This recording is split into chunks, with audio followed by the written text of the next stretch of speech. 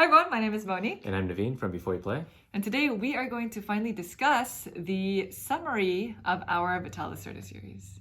So if you're new to our channel and have no idea what I'm talking about, we played through all 7 of Vital Lacerda's major releases in chronological order. Yeah, from start to finish. Yep. Starting with Vinhos, the newer edition, and ending with On Mars. And we did it over a course of a few months, actually. First of all, the experience was quite an experience. It was fun.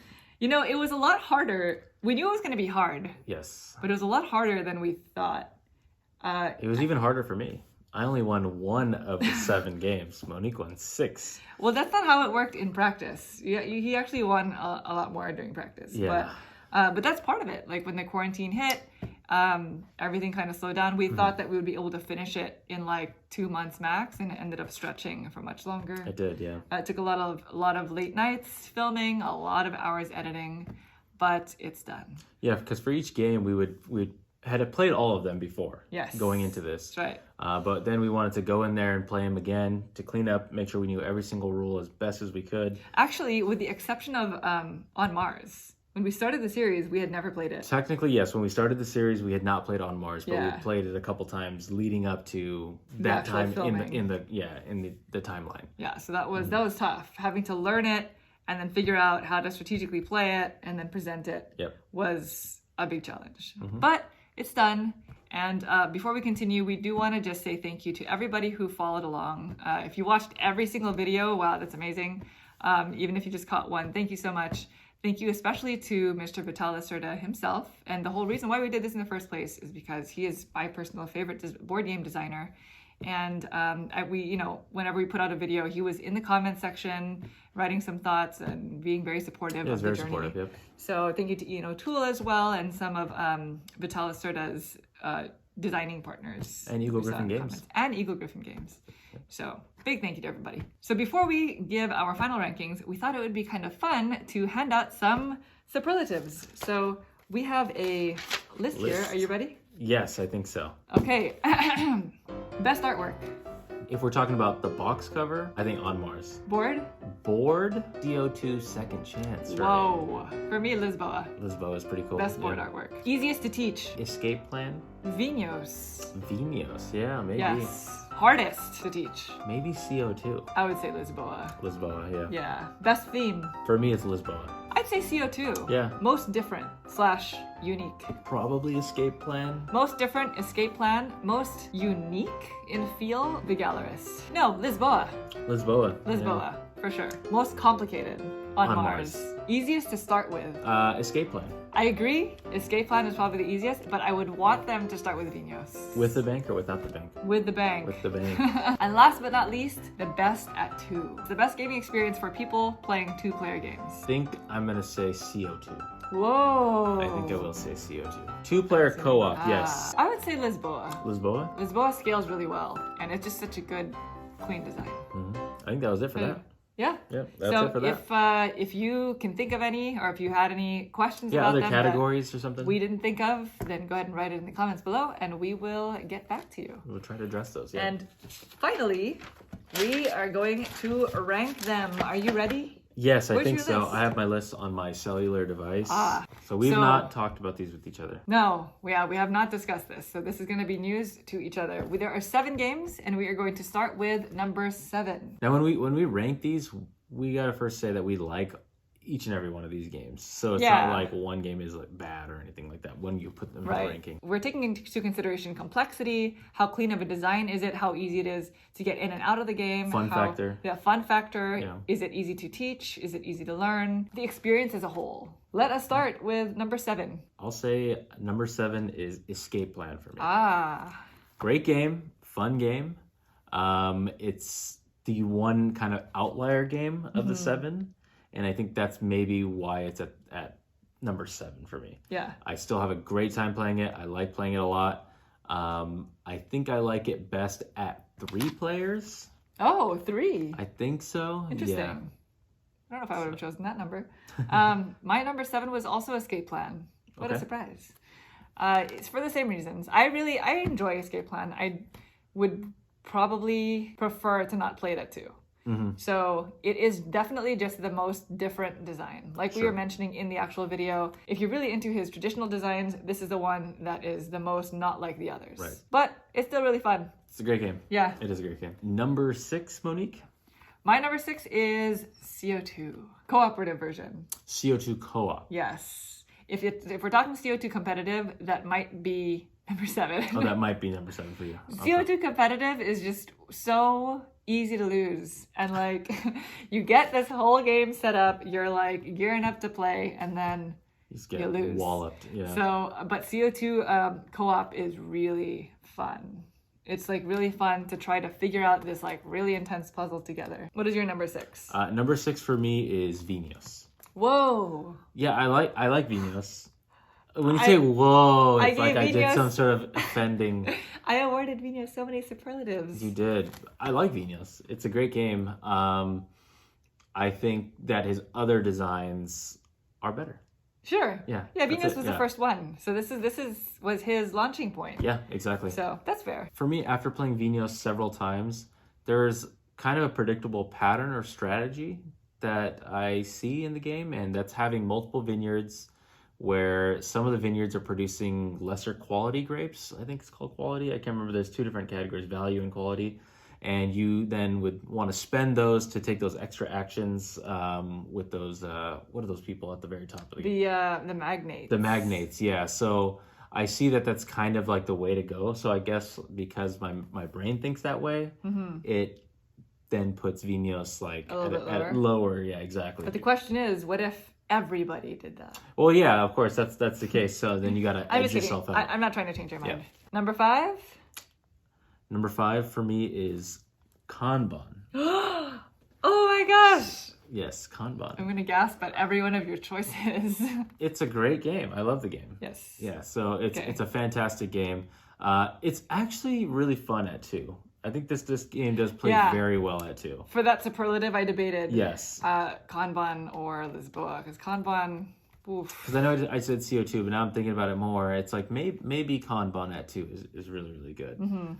The way Sandra moves around, you can play mean Sandra or nice Sandra. More about manipulating your way around Sandra. I think that's really, really cool with that ghost figure. My number 5 was Vinios. How could you?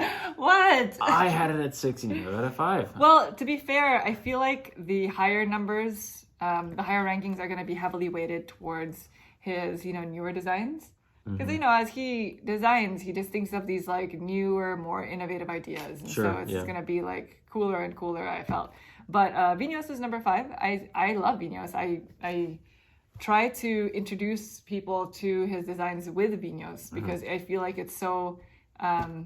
it's how he brought it to the world. It's easiest to understand, in my opinion. Yeah. Besides Escape Plan, right?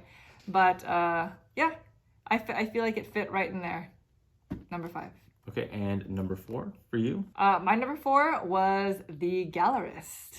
Okay, so this is where we have a crossover. I also think the Gallerist. Oh, is your number 4? Yeah, it's my number 4 as well. Okay, so I hotly debated between the Gallerist and Vinios. Okay. Like those 2 positions were kind of only because Vinios I appreciate Vinios a lot, and the Gallerist, it took me some time to warm up to it. I think if we hadn't played it as many times as we did to prepare for this series, then the Gallerist would probably be lower on my list. Yeah. Because I felt like the more I played it, the more I understood that kind of like track, with me and Vinios. The bottom track, and like really the strategy starts to become unlocked. With the influence. Yeah. I see. Okay, that little pink track at the bottom. Yeah. And you? The Gallerist is also 4 for me, like I said. I think it's a really, really cool design. With you get the 4 areas, and then you get the kicked out actions. I really like that element of the kicked out actions. If you can place your meeples around the board, you can just take passive actions. And it's really, really good. In a 2-player game, man, that can be brutal against your opponent because you're constantly going 2-1 on them. I think you did that to me a lot in that game, and I realized it after, like, oh, that was really good of you. It was also the first design that I saw that I was like, whoa, the artwork. The artwork's incredible because it came after Kanban. Kanban, yeah, I think and, so. And, you look at the current edition of what Kanban, not the driver's edition, but the first one that came out, and it's just like a busy board. The art style hadn't changed over to what it is now. Right. So the Gallerus was definitely, when I first saw it, the most beautiful board game I had ever seen. It was elevated. Yeah, that year. I thought it really changed my view as to how visual design could look like in board games. Yeah. Yeah. It definitely elevated it, for sure. All right, we are getting there. What was that, number 4? That was 4, yeah. Okay, so number 3, Naveen.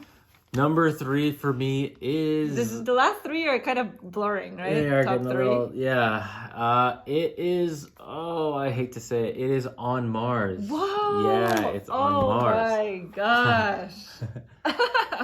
Well, you wanted it to be 1 or 2? Shocking. I thought that his ranking was going to be different, but... Yeah, I like On Mars a lot. It's a really, really good game. It is Why is it number 1? It's a great game, but it is just so hard for me to figure out sometimes where to get points and getting my engine going. This is, like you said, this is probably his first engine building game, you would call it. Yeah. I would say partial engine building. Partial engine building, and I struggle off the beginning to get my engine, my machinery going. He struggles with identifying which cards are going to work well together, and that's like key. Yes. Like he struggles with figuring out like, oh, those cards are going to work together. I'm going to get them both, and then I'm going to get this and that.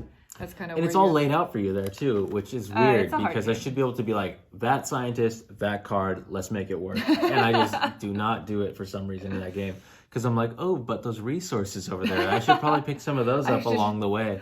I should just empty the whole resource box. Oh, I tried to do that one time. That didn't work out. Yeah, don't ever do that. Yeah.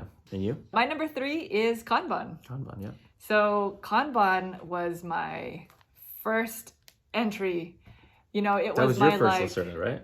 Yeah. Somebody said, "Oh, you like worker placement games? You should try Kanban." And I thought, okay, this is like the first year that I started, like, sure. getting into modern board gaming, and nobody had it, so I went on Amazon or someplace, and I just bought it, and was like, okay, let's learn this game, and I learned it, and my mind exploded. So that was the beginning of this whole journey. So it does hold a special place. It's a good game. For it's me, a great game. There's a reason why it's been redone with the driver's edition. They're going to release the Kanban EV, There's a reason why it keeps on appearing because it is such a fantastic design. And that is also why it is one of his older designs, but it has maintained such a high position on my list. The new one's coming out too.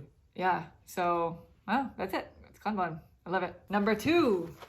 Number two for me is CO2. Oh my god. The co-op. What? What are you laughing about? There was only 2 options left. I know, but it's just funny because all of my predictions for your list were wrong. But that one makes sense to me. CO2 co-op. Okay, first of all, I like co-op games. It is extremely thematic, what you're doing in the game. You're problem solving throughout the whole game. You're trying to work together. You have a hidden secret agenda that you are not allowed to disclose in the game. And everybody, the entire team's win depends on everybody being able to successfully complete their secret hidden agenda. So if one of you fail, then everybody fails. Okay. CO2 Cooperative is a very fun version of that game. So it's a puzzle. First of all, Naveen loves co-op games. I do, yeah. Second of all, the first time we truly played that game in full co-op, we finished it and Naveen went, whoa, that game, that is so good. That is such a good game. He was talking about it for days. It's such a good game, yeah. Yeah, I mean, it is really good. The co-op mode for that game is excellent because like Naveen said, it is co-op Lacerda. So it does not lose any of the complexity or the crunchiness in decision making, but at the same time, everybody has a private objective. It's not like other games where everything is kind of on the table, or other cooperative games where it's pretty much just about putting out fires. You're just going to go back and forth and pushing cubes around and meeting objectives, like picking things up. It's not like that. You have to truly strategize to build these, pollution, power plants. The game can beat you. Lack of coordination with your team can beat you, and you can fail as an individual, and the team can go down as well. So, I mean, it's really, really, really good. I think the reason why it wasn't higher on my list is because it has too much of a luck element in terms of winning or losing. With the way the pollution comes out. Yeah, like it was designed to be extremely difficult. Yeah. So you could just get some really unfortunate draws of pollution and just lose from that. But it could happen. That's how it goes. And this is CO2 Second Chance, by the way. I've never played the CO2 original. Second Chance. Yeah, we should have mentioned that earlier, but this CO2 is always CO2 Second Chance. Yep. So that was my number 2. Yours? My number 2 was, I debated this for a very long time because these two were just kind of neck and neck for me, my number 2 and my number 1. But my number 2 ended up being On Mars. Mars, yeah. Yeah, it is so good. I love On Mars so much that I can play it every day for a week and not get tired of it. But it is just so complicated. Definitely the most complicated. Taxing on the brain. It's complicated to teach, to learn, to figure out.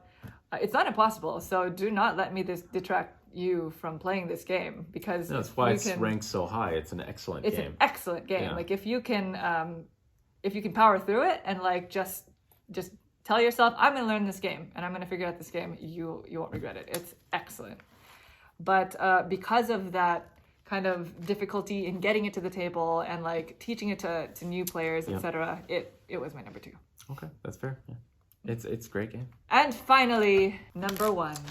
Well, it's the one that we both have not said yet. Oh, so yeah. That's Lisboa. We had a crossover. Lisboa, yeah. Yay! Lisboa. That one is such a good game.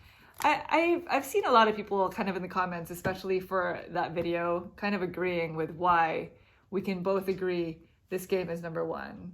And it's because of how clean and elegant of a design that is. You take a card. And you play it, yeah. Yeah. You choose one card from your hand, play it, do the stuff, take a card, and that's it. That's your turn. After you play the card, you make a lot of decisions. Yeah. And it's all laid out for you on the table. Managing that hand. Yeah. The ability to curate what your hand is with those 4 different stacks of cards. But that's also the game timer. Being able to follow at the right time. Yeah. Using the influence track, manipulating that as a resource as well. The treasury going up and down. Your decree cards. So much to talk about with Lisboa that we've probably already talked about in the video. Timing in that game is excellent. Yeah. You know? But it is just such a clean design. The thing that really put it as number 1 is the fact that it's just such a clean design. It's like it's a masterpiece. So it's going to be hard to top that one. Yeah, it's a good one. And that's it. That was our full ranking. We would love to hear what your ranking is. Yeah, please. So let us know in the comments what your favorites are. Did you disagree with our superlatives? You know, these are not a right or wrong kind of thing. It's all up to what purely our subjective opinions. Yeah. So if you would love to share, we would love to hear about it. So that is the end of the Lacerda series. It is not at the end for Lacerda games. No. There is a new filler. There is a new one coming out. Is coming out called Mercado de Lisboa. Yeah. That is a thinky filler. Otherwise, we know that Kanban EV is coming out, and we've heard of Vital kind of teasing some ideas about like a game about weather. Yes, a game about weather. I've heard. Also, he is discussing a co-op variant to Escape Plan. Escape Plan, or co-op expansion maybe. Yeah. To Escape Plan, which is like a bank heist. Yeah. From what I understand. True. There's going to be the Queen's expansion for Lisboa. Yes, that's another one. And that's coming out later this year. So keep an eye out for that. Thank you so much for watching. That's us. We are done with the Lacerda series, but we are going to continue with a designer series or just like a categories of games in the future. So keep an eye out for that, and thank you so much for watching. And don't forget, if you guys like content like this and would like to see more, please consider subscribing. Bye. Thanks.